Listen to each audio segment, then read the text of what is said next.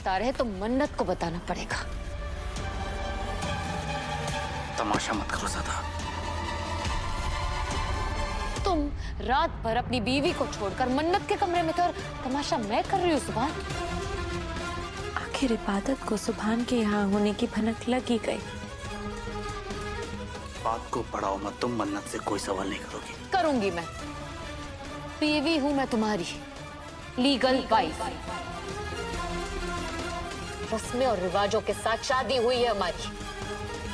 मुझे पूरा हक है ये जानने का कि मेरा शौहर रात भर किसके साथ था और कहां था। ये इबादत तो आज शोर मचाने के मूड में लग रही है। अगर इसने सबको बता दिया कि सुभान रात भर मेरे साथ था तो सब मुझे शक की निगाहों से देखने लगेंगे। नहीं नहीं, मैं अपना प्लान बर्बाद नहीं होने दूंगी। कुछ भी करके सिचुएशन को हैंडल करना होगा। छोड़ो मेरा हाथ। तुमने शायद सुना नहीं कि मैंने क्या कहा। तुम मन्नत से कोई सवाल नहीं करोगी। और किस बात का हक जता रही हो? हाँ, जो बीवी अपने शौहर से झूठ बोलती है ना, उस बीवी को कोई हक नहीं कि वो अपने शौहर से कोई सवाल करे। जो कुछ भी हुआ उसके लिए मैं तुमसे माफी मांग चुकी हूँ ना सुभान, बार बार मांग चुकी हूँ।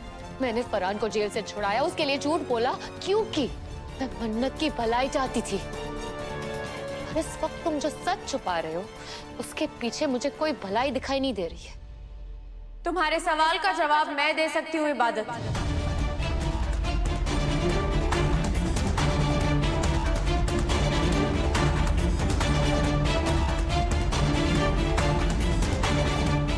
सुभान कल रात मेरे साथ ही था,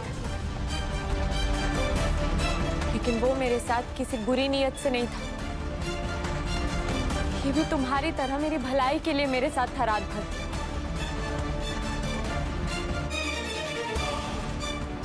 कैसी भलाई? इबादत, जब से मुझ पर अटैक हुआ है मैं बहुत डरी हुई हूँ। कल तो ऐसा लग रहा था जैसे जैसे मेरे कमरे के बाहर कोई है। तो बहुत डर गई थी और मैंने सुभान को कॉल किया। सुभान मेरे पास आया, उसने मुझे हौसला दिया। वो वापस जाने ही वाला था लेकिन मैंने उसे रोक लिया क्योंकि मैं बहुत डरी हुई थी इबादत। ट्रस्ट मी, सुभान सिर्फ और सिर्फ मुझे हिम्मत देने के लिए मेरे साथ था। रियली?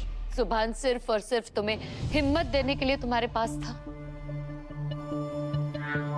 बस इतनी सी बात थी मन्नत?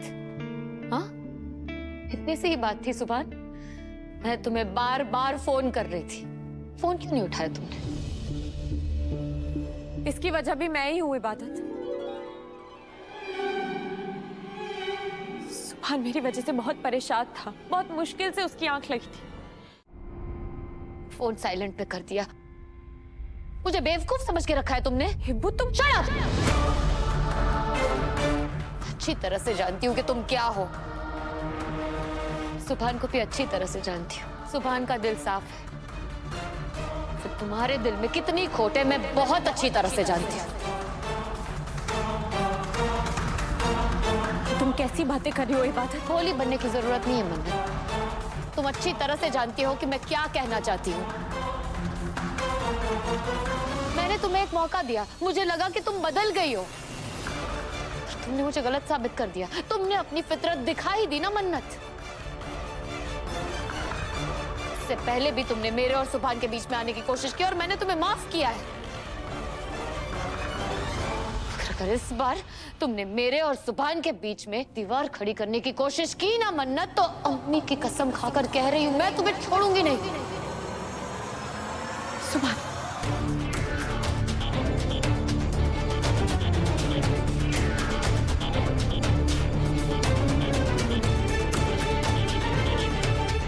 बीच में मन्नत नहीं, तुम आई हो इबादत। मैंने तो हमेशा मन्नत से प्यार किया था। तुम्हारे धोखे और फरेब ने मुझे और मन्नत को एक नहीं होने दिया।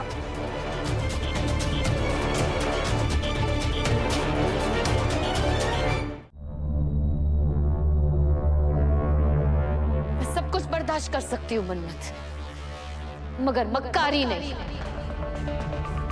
मेरे और सुभान के रिश्ते में आज भी आई ना मन्नत, तो मैं भूल जाऊंगी कि तुम मेरी बहन हो। मन्नत से क्या बात कर रही हो? मुझसे बात करो ना। हाँ, एक्चुअली मैं तुमसे बात करना चाहती हूँ। मैं सवाल पूछना चाहती हूँ तुमसे, जिसका तुम्हें सच सच जवाब देना होगा।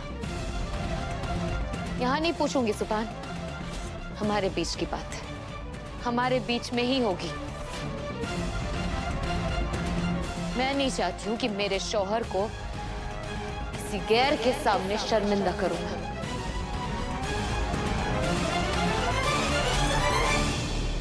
ये किस बात पर बहस छिड़ी हुई है?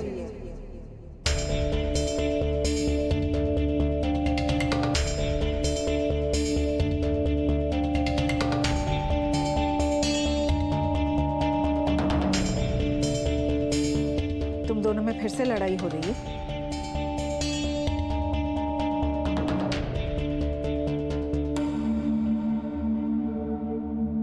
नहीं अम्मी, वो मैं ना अपनी दवाई खाना भूल गई, इसीलिए इबादत मुझ पर गुस्सा कर रही है ना?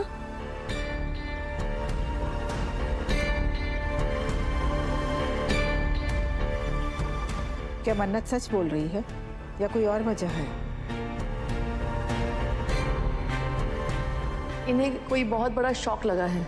इनके सामने कोई भी ऐसी बात मत कीजिए जिनसे इनका स्ट्रेस बढ़ जाए, वरना बुआ जी की जान को भी खतरा हो सकता है। कुछ और बात नहीं है अम्मी, यही बात है। अल्लाह का शुक्र है, मैं तो डर गई थी। और हाँ, अब अगर तुम अपनी दवाई टाइम पर नहीं लोगे तो अगली बार डांट मुझसे पड़ेगी, समझी तुम? खुश रहो तुम तीनों।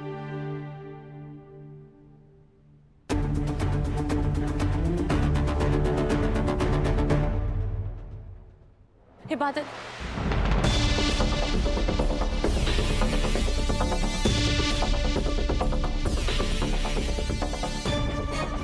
रिया ही मुझे गैर बुलाने वाली।